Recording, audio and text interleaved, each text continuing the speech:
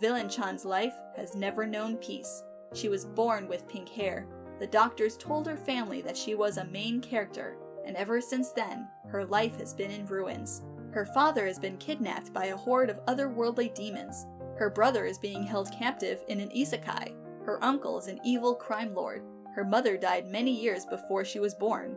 This has been Villain-chan's every day for far too long. When one threat is defeated, another one eventually rises, as certainly as the return of the sun, the return of the tides, and any happiness she's found has been transient, stunted by the knowledge that eventually something else would challenge her and take it away. Something new declaring her the chosen one. Something new seeking her out as the only hope to end a war, or save a people, or solve an ancient mystery. Sometimes that something is milder, a contest, a sport to take interest in, a harem of boys who follow her every which way, until their time in the spotlight is up, and they are filtered out of her life, to be replaced by whatever new threat has sought her out. Villain-chan has tried to fight it. She's tried everything possible to free herself of this curse, and one time, she found something that almost worked. One time, almost a year ago, she went to the department store and bought the darkest hair dye she could find, the simplest muted contacts they had to offer. It was a color set like all her classmates who she envied so much, the ones who she almost couldn't see, who lived a world away from her, who she felt buzzing in her periphery, going on dates and to club activities and to cafes after class. She saw them living life and saw only a monster in the mirror, and she wanted out. The next day, when she went to school with her hair and eyes brown, it was as though all the normal-looking classmates could see her for the first time, and she could see them. It was a crossing of worlds that made Villain-chan's hands tremble, a life she'd only ever imagined for herself. She tried hard. She tried as hard as she possibly could, learning names and faces and interests, and hobbies and quirks and customs of those background classmates, learning what it felt like to call others friends. But always, her roots grew in too quickly. Their names and faces become fuzzy. Supernatural forces would drag her outside their world for weeks on end, and then she would return. Everyone had become strangers again. Some of them were no longer the same people. A different color swap of a different background character, replacing the spots where she once knew people, distant and ill-defined, and other.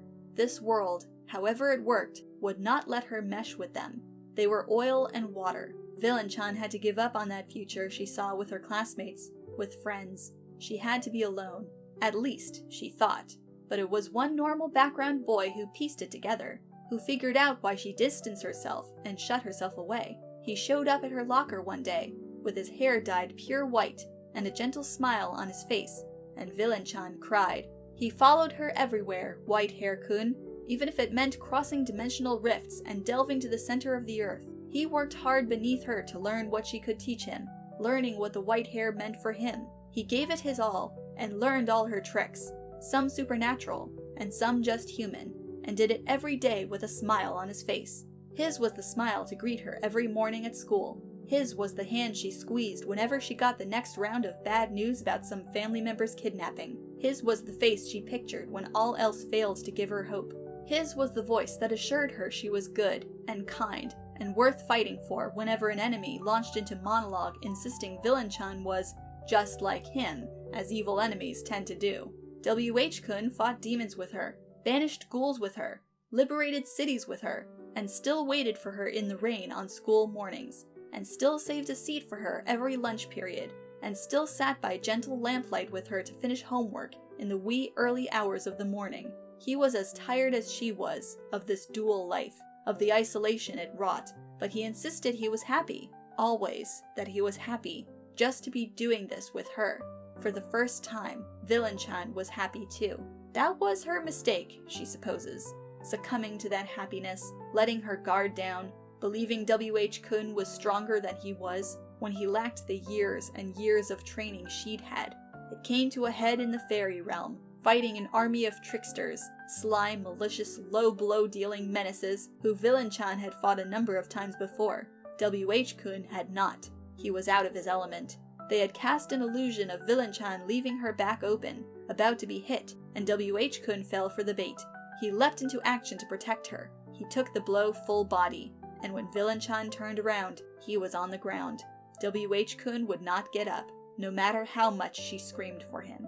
The doctors said to be patient with him. The head trauma had caused significant memory loss. They were not hopeful that he would get much of it back, but he still knew who he was, they said, just not very much beyond that. The first day that Villain-chan went in to visit him, in his hospital room, he smiled at her, but it was not the same smile.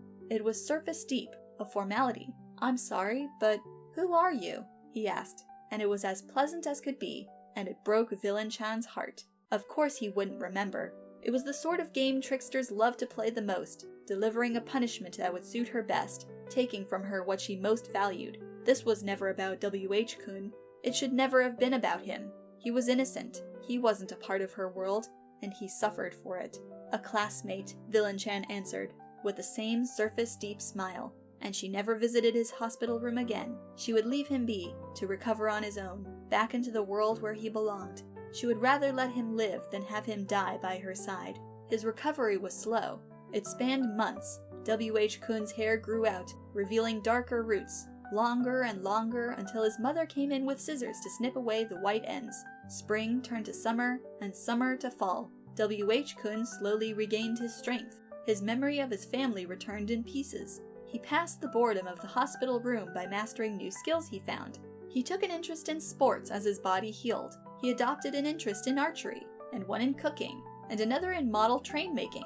His model trains were good, his doctor told him, turning the little toy choo-choo this way and that in the white linen hospital room, gentle fall breeze drifting through the window. Good enough even to be entered in a model train competition, so the doctor said. Not again. Never again.